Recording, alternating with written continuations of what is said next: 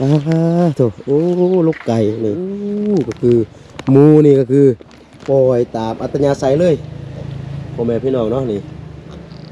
โอ้โถหลายชุดนี่โอ้โถสองเมพ่อแม่พี่น้องเลยเนาะนี่นอนอัดลาดหลังมาลุเลยพ่อแม่พี่น้องเนาะควายหลายชุดพ่อแม่พี่น้องเลยเนาะนี่โถงัวนอนอยู่อันคันไดเฮือนเลยมาเฝ้าเงินมาเฝ้าเจ้าของพ่อแม่พี่น้องเนาะนี่งัวมาเฝ้าเจ้าของผู้หญิงผู้ชายแบงนี่ยิงโง่ผู้หญิงโอ้คือว่าแห้งแท้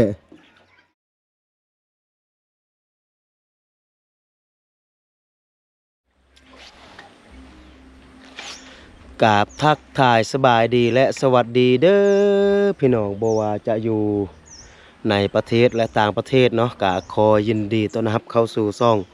คูดอยอีกคือเก่าคือเดิมพี่น้องเลยเนาะกะเดี๋ยวนี้เนาะคูดอยกับทีมงานก็คือบ่าวดำบ่าวลี่พ่อแม่พี่น้องเนาะกะเดินทางออกมาจากเมืองพ่อแม่พี่น้องเลยเนาะกะมาหอดบ้านนี่พ่อแม่พี่น้องเนาะคูดอยกะบ่ฮู้ว่าเป็นบ้านหยังเนาะเพราะว่าตอนนี้เฮาอยู่ทางเข้าบ้านอยู่พ่อแม่พี่น้องเนาะแต่ว่าสิ่งที่ว่าแปลกตาแปลกใจพ่อแม่พี่น้องเนาะก็คือบ้านนี่ก็คือยังมีรูปบ้านก็คือยังเป็นทรงเดิมทรงเก่าคือบ้านตั้งแต่สมัยตะกี้พ่อแม่พี่น้องเนาะก็มันแปลกหูแปลกตาครูดอยก็เลยอยากมารีวิวบ้านให้กับบรรดาพ่อแม่พี่น้องได้เบิ่งเนาะเดี๋ยวเป็นจังใดแล้วก็เฮาค่อยไปติดตามแล้วก็รับชมน้ำกันพ่อแม่พี่น้องเอ้ยเนาะว่าตามครูดอยเบิ่งก็คือโอ้โธ่คือว่ายังมีสิ่งที่ว่าแปลกตาแปลกใจหลายพ่อแม่พี่น้องเอ้ยเนาะนี่โธ่นี่เบิ่งโดยเฉพาะบ้านหลังนี้พ่อแม่พี่น้องเนาะนี่เป็นบ้านแบบทรงเดิมพ่อแม่พี่น้องเนาะเป็นบ้านแบบทรงเดิมสมัยตะกี้พุ่นแหละเนาะเดี๋ยวนี้เฮาซอกเบิ่งกะบ่ค่อยมีแล้วพ่อแม่พี่น้องเอ้ยเนาะรูปทรงบ้านแบบนี้บ้านลักษณะแบบนี้เนาะนี่เป็นบ้านรูปแบบทรงเดิมพ่อแม่พี่น้องเอ้ยโอ้โธ่กะบ่ฮู้ว่าเพิ่นเป็นชนเผ่าอีหยังเนาะพ่อแม่พี่น้องเนาะเพราะว่าเฮาหากะเข้ามาแล้วก็มาเห็นแล้วก็มันเบิ่งแบบว่ามันคักดีพ่อแม่พี่น้องเนาะมันแปลกหูแปลกตาดีโธ่นี่เพิ่นเข้าไปแล้วเพิ่นก็อัดประตูพ่อแม่พี่น้องเนาะสบายดีกินขนมบ่กินขนมบ่กิน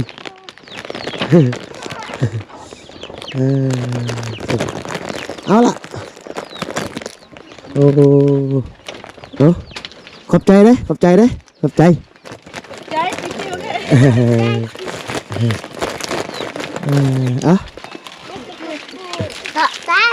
ขอบใจ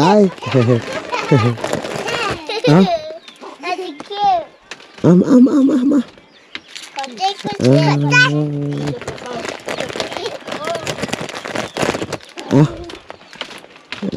ขอบใจ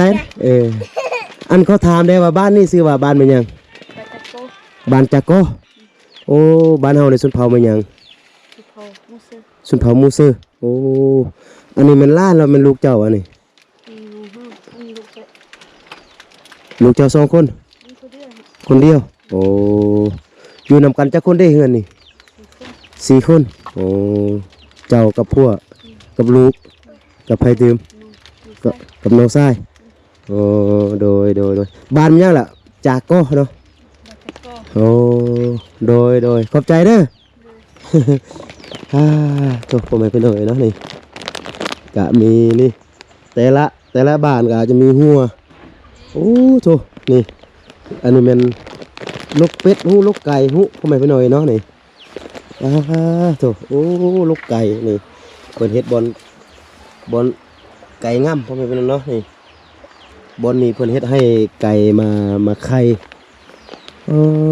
โธ่นี่ขายคือกันเลยลูกไก่โธ่นี่อันนี้ก็เป็นลูกไก่เพิ่นจะอัดเบื้องนั่นเบื้องนี้พ่อแม่พี่น้องเนาะ นี่เพิ่นจะอัดเบื้องนั่นเบื้องนี่แล้วก็อยู่ทางหน้าเพิ่นจะบ่อัดพ่อแม่พี่น้องเนาะนี่เป็นลูกไก่ตัวหูบ้านก็ยังเป็นบ้านทรงเดิมอยู่พ่อแม่พี่น้องเอ้ยเนาะสบายดีกินขนมบ่โอ้ยยานโอ้ยบ่ยานขนมบ่เอาเห็นขนมมิดเลยพ่อแม่พี่น้องเอ้ยนี่เนาะก็คือเพื่อนเฮ็ดหัวพ่อแม่พี่น้องเนาะนี่เฮ็ดก็คือทางเข้าไปหากันแบบนี้เนาะป้าโถทางหน้ามีเสียงเพลงพ่อแม่พี่น้องเอ้ยบ่ฮู้ว่ามันจะเข้าในนี้หรือบ่ป้าโถก็คืออยู่ในบ้านนี่มีหมูมีสัตว์เลี้ยงเป็ดไก่หลายพ่อแม่พี่น้องเนาะนี่อู้ก็คือหมูนี่ก็คือปล่อยตามอัตยาศัยเลยพ่อแม่พี่น้องเนาะนี่โอ้โถหลายสุดนี่โอ้โถ2 เมพ่อแม่พี่น้องเอ้ยเนาะนี่นอนอัดลาดโอ้ความตุยนี่ตัวนี้เป็นบอนที่ว่าเพิ่นเกลือเนาะเป็นบอนที่ว่าเพิ่นเกลือนี่เป็นไม้แล้วเพิ่นก็เจาะเข้าโอ้โถปล่อยตามอัตยาศัยเลยพ่อแม่พี่น้องเอ้ยเอาโถ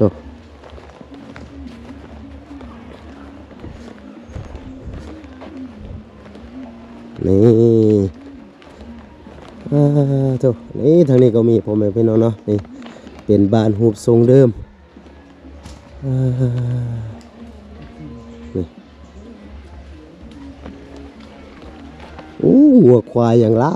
พ่อแม่พี่น้องเนาะนี่ทางหน้ามีเสียงเพลงบัวจะเข้าในนี้หรือบ่โถบนนี่แม่นบนเพิ่นใส่น้ำป้อโถควายปล่อยตามจะใส่เลยแดดร้อนก็ลงน้ำพ่อแม่พี่น้องเอ้ยเนาะนี่งัวควายมาซอกกินน้ำนี่งัวมากินน้ำแล้วก็ควายก็มาลงบัวพ่อแม่พี่น้องเอ้ยโอ้นี่หลายสุดนี่หุ่นหลังมาลุเลยพ่อแม่พี่น้องเอ้ยเนาะงัวควายเข้ามาหาน้ำโทษนี่มาเฝ้าโอ้ยในคามได้บ่นี่เป็นไม้เพิ่นเอามาปะเพื่อที่ว่าจะคามไปบ่นี่พ่อแม่พี่น้องเนาะโอ้ยยานงัวได้โอ้ยโถควายนี่เป็นน้ำใส่อยู่บนนี่เนาะอ้าวทางถึงบอกแล้วโอ้มันเพน่าจะเพยนอันงัวยนควายเนาะมีจักบอลได้แบบเนี้ยมดบ้านนี่มีจักบอลได้นำมี2-3 บอลอ๋อไม่ว่าเพิ่นจะปะเป็นบอลแล้วก็4-5 หลังคาเฮือนแล้วก็มาใส่ร่วมกันแบบนี้วะพ่อแม่พี่น้อยเนาะจะบ่มีแบบอยู่เป็นเฮือนอยู่เป็นแต่ละหลังคาคือบ่มีพ่อแม่พี่น้องเนาะก็คือเพิ่นจะปะเป็นบอลแล้วก็4-5 หลังคาแล้วก็มาใส่ร่วมกันโถงัวควายพ่อแม่พี่น้องเอ้ยเนาะนี่โอ้ลายสุดงัวควายลายสุดพ่อแม่พี่น้องเอ้ยเนาะนี่โอ้โถ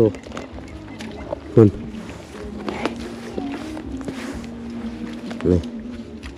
มากินน้ำอยู่ห้วยบ่แม่นอยู่ห้วยอยู่บนน้ำไส้พ่อแม่พี่น้องเนาะเพราะว่าบนอื่นมันก็น่าจะบ่มีเนาะโอ้โถ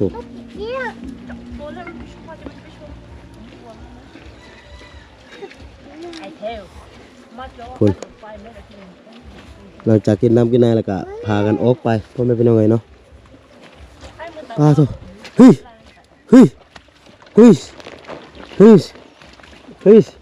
โอ้นี่กินขนมบ่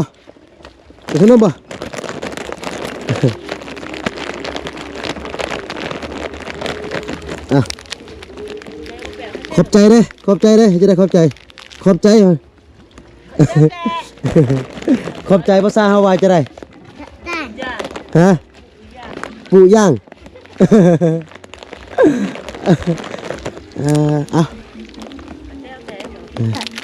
ขอจ้าเอ้ยปั๊บเนาะเอาให้เอื้อยเด้เอาเออ ฮ่าโถพ่อแม่พี่น้องเอ้ยเนาะเป็นภาพที่ว่าซอกเบิ่งยากสุดพ่อแม่พี่น้องเนาะเดี๋ยวนี้นี่โถก็คืองัวควายนี่ปล่อยตามปัญญาไซเลยฮึสฮึสอุ้ยนี่โอ้ความใหญ่ความตุ้ยพ่อแม่พี่น้องเนาะนี่โอ้โหโถสุดยอดนี่บ้านทั้งนี้พ่อแม่พี่น้องเนาะนี่เด็กน้อยทั้งหน้าก็เห็นครูดอยจับขนมแล้วก็มาหาเลยโอ้อันนี้ครูดอยให้แล้วเนาะได้แล้วนางขนมได้แล้วขนมได้แล้ว ได้แล้วอันนี้ได้แล้วอันนี้ได้แล้วได้แล้วกินแล้ว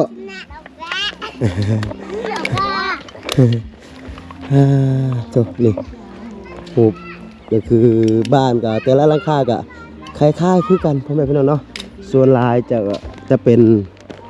บ้านที่ว่ามุงด้วยไม้ฟากเนาะมุงด้วยไม้ฟากแล้วก็ฟากก็เป็นฟ้าไม้เฮียทางพื้นก็จะเป็นไม้พ่อแม่พี่น้องเอ๋ยเนาะ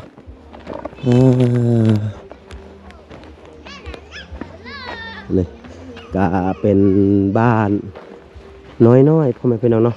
ครูดอยกะบุ้งหูว่ามันมีจักหลังคา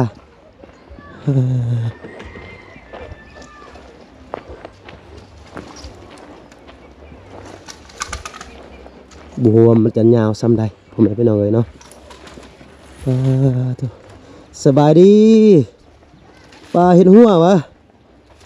โถเอาในสารเลยเนาะสารแบบนี้ก็คือเป็ดไก่มันย่างกับบรอดแล้วเนาะโอ้โถพ่อแม่พี่น้องเนาะนี่เป็นไม้ไผ่แล้วก็ตัวนี้ก็เป็นไม้เหี้ยพ่อแม่พี่น้องเนาะ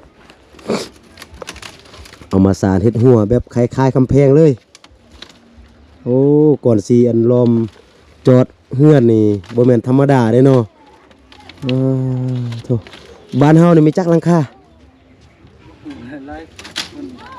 บ่ฮู้อ่ะโดยเข้าใจเด้อโถพ่อแม่พี่น้องเอ้ยนี่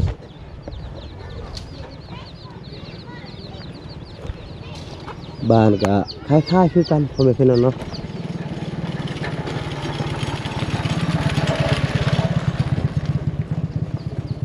นี่ตามนี้ก็คือกันเนาะแต่ว่าครูดอยก็บ่ได้ก็คือเข้าไปก็คือทางซอยน้อยพ่อแม่พี่น้องเลยเนาะตามนี้แต่จะรีวิวให้กับบรรดาพ่อแม่พี่น้องได้เบิ่งอยู่ตามทางนั่นแหละเนาะพ่อแม่พี่น้องเลยโอ้ยาวเยียดเติบพ่อแม่พี่น้องเลยเนาะ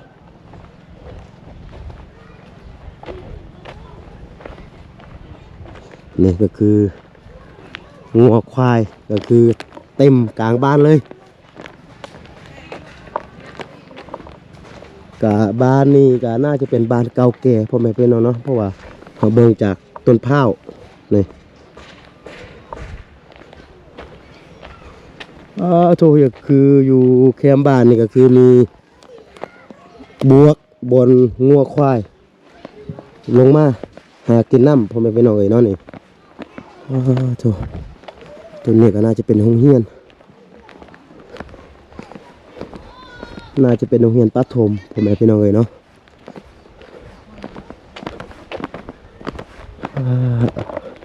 ตัวนี้ก็อาจจะเป็นห้าน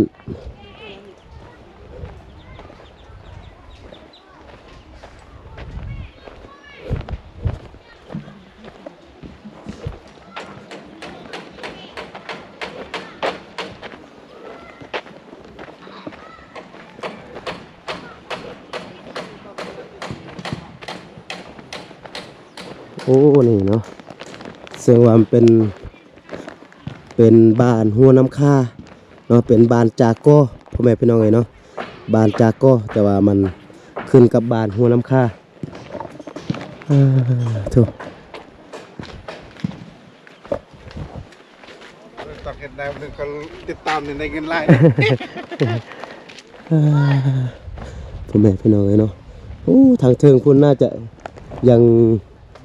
ยังมีหลายอยู่เนาะเฉพาะบ้านทางเทิงพุ่น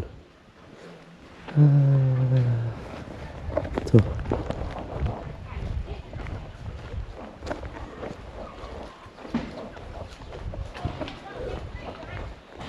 โอ้ทางไหนพุ่นนี่ยังกว้างเติบพ่อแม่พี่น้องเนาะเฉพาะบ้านนี่อ๋อถูกหมูอยู่กลางบ้านนี่เนาะก็คือสัตว์เลี้ยงนี่หลายสมควรพ่อแม่พี่น้องเอ้ยแต่ว่าผู้โดยบ่ได้เข้าไปซอยในพ่อแม่พี่น้องเอ้ยเนาะก็คิดว่ามันน่าจะคือกันพ่อแม่พี่น้องเนาะเฉพาะอยู่ทางในเนาะ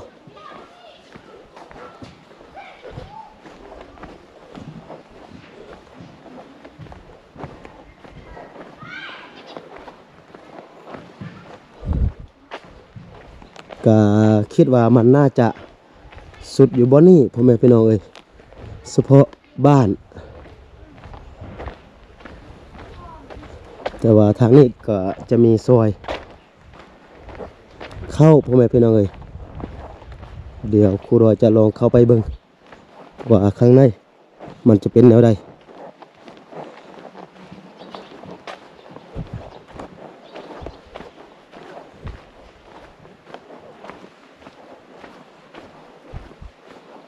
ทางในนี่ก็อย่างกว้างเติบพ่อแม่พี่น้องเอ้ย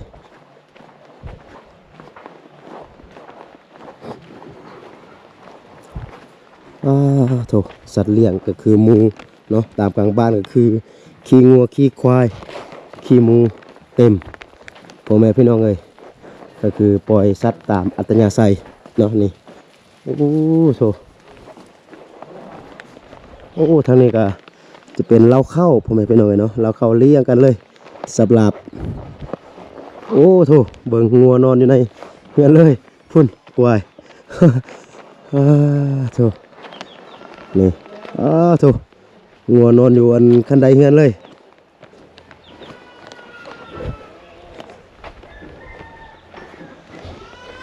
สบายดี สวัสดี โดยโถป้าบ้านเฮานี่กว้างสมควรเลยเนาะสบายดีพ่อ มาดิ บ้านเฮานี่เป็นชนเผ่าเนี่ยเป็นชนเผ่าอาค่าเนาะ ตัดเทิง เป็นชนเผ่าเราวเทิงอยู่ทางพุ่นคือว่าบ่แม่น เป็นผู้เชื่อ โอ้หมู่เสือกับขมุอยู่น้ำกันเนาะโอ้ บ้านเดิมเลยมันอุ้ยบ้านนี้อยู่ลุมเลยมัน เออ ผู้เชื่อ มีจักหลังคาได้บ้านเฮานี่ มี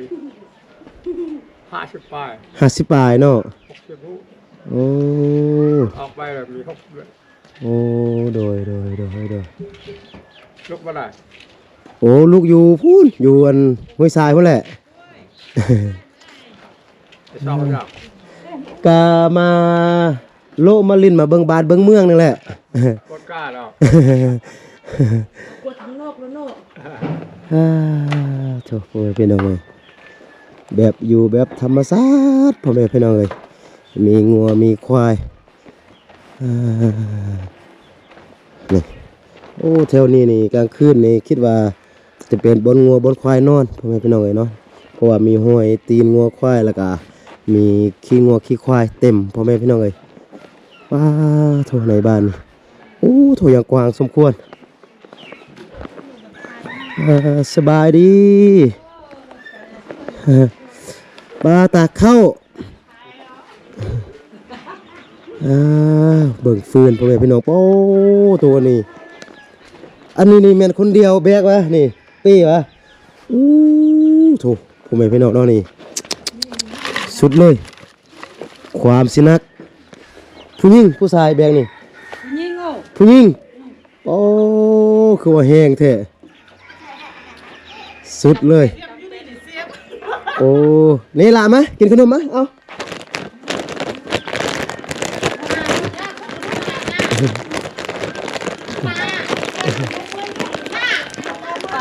มาละมะขนมมะ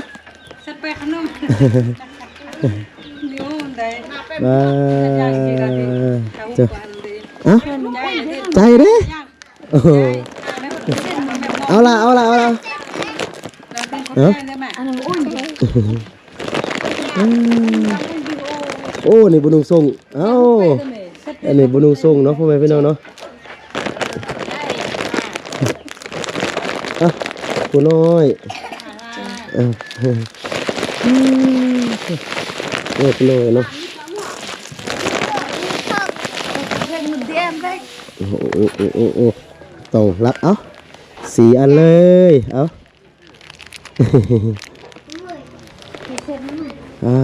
ป้าอันนี้เป็นงูเห่าอันนี้แม่นโธ่คุณสุดเนาะมาเฝ้าเงินมาเฝ้าเจ้าของพ่อแม่พี่น้องเนาะนี่งัวมาเฝ้าเจ้าของ หูเงินตัวเองเนาะโธ่ความหูความพ่อแม่พี่น้องเนาะขนาดเป็นสัตว์นี่ตัวนั้นก็จะเป็นงูของเพื่อนท่านวะ โถมาเฝ้าเฮือนไผเฮือนมันเลยงัวพ่อแม่พี่น้องเอ้ยได้แล้วยังอ้าวใจเด้โอ้โหเอ้าโถน่าจะสุดบอนนี่พ่อแม่พี่น้องเอ้ยทางเทิงคุณยังมีวะบ้านอู้ถูกกว้างเลยเนาะบ้านเฮานี่ก็จะประมาณนี้เนาะพ่อแม่พี่น้องสำหรับหมู่บ้านจาก็พ่อแม่พี่น้องเนาะก็ครูโดยก็บ่ได้ถามรายละเอียดว่าบ้านเพิ่นแม่นอาชีพหลักๆก็คือเฮ็ดหยังแดเนาะรายได้รายรับได้มาจากไสก็บ่ได้ถามรายละเอียดพ่อแม่พี่น้องเอ้ยเนาะก็มีแต่รีวิวเซะป้าโถมาลายอุ้ยโอ้โถนี่มาลายพ่อแม่พี่น้องเลยเนาะโถแต่ก็คือเดี๋ยวนี้ก็คือบ้านนี่ก็คือมันบ่มีสัญญาณพ่อแม่พี่น้องเนาะเพราะว่าบ่าวดำกับบ่าวลี่อยู่ทาผู้ดอยอยู่หัวบ้านนั่นแหละแต่ว่าผู้ดอยจะโทรหาก็คือมันบ่มีสัญญาณพ่อแม่พี่น้องเลยเนาะก็คือผู้ดอยได้บอกก็คือครูโดยกับบ่ได้ถามรายละเอียดว่าบ้านนี่รายได้รายรับหรือว่าอาชีพหลักก็คือเฮ็ดหยังแดพ่อแม่พี่น้องเอ้ยเนาะฮู้แต่ว่าบ้านนี่เป็นบ้านจากอเนาะซึ่งว่าเป็นชนเผ่ากะมุแล้วก็ชนเผ่ามูเซอร์อยู่นํกันพ่อแม่พี่น้องเอ้ยเนาะก็มีหลายฮอด50-60หลังคาเรือนเนาะก็ลักษณะหมู่บ้านก็อยู่แบบธรรมชาติพ่อแม่พี่น้องเนาะก็เรือนแต่ละเรือนก็คืออย่างค่ายแบบเฮือนทรงเก่าทรงเดิมคือสมัยตะกี้พ่อแม่พี่น้องเอ๋ยเนาะก็ยังมีการปล่อยงัวปล่อยควายปล่อยหมูปล่อยมาปล่อยสัตว์ก็คือไว้กลางบ้านพ่อแม่พี่น้องเอ๋ยเนาะก็คือสัตว์ก็คือจะหูเฮือนของตนเองเลยพ่อแม่พี่น้องเนาะก็คืองัวควายก็คือหอดต้นแรงหรือว่าไปกินอิ่มมาแล้วก็จะกลับมาหาเจ้าของอยู่เฮือนแบบนี้พ่อแม่พี่น้องเอ๋ยเนาะโอเคสำหรับคลิปนี้ก็จะประมาณนี้พ่อแม่พี่น้องเนาะหวังว่าพ่อแม่พี่น้องจะมักแล้วก็เบิ่งแล้วก็จะมีความสุขไปนำสำหรับคลิปนี้ที่ว่าครูโดยเอามาฝากเอามาตอนให้กับบรรดาพ่อแม่พี่น้องได้เบิ่งได้ชมน้ำกันเนาะก็คือวิถีชีวิตแล้วก็รีวิวเกี่ยวกับหมู่บ้านจากก็เนาะโอเคสำหรับคลิปนี้ก็จะประมาณนี้ก่อนแล้วก็ครูโดยขอไว้ใส่ให้พรให้หมดทุกคนจงอยู่ดีมีแฮงอยู่ดีมีสุขเนาะคิดสิ่งใดปรารถนาสิ่งใดก็ขอให้สมดังใจปรารถนาสำหรับคลิปนี้ครูโดยต้องขอตัวลาไปก่อนเนาะสบายดี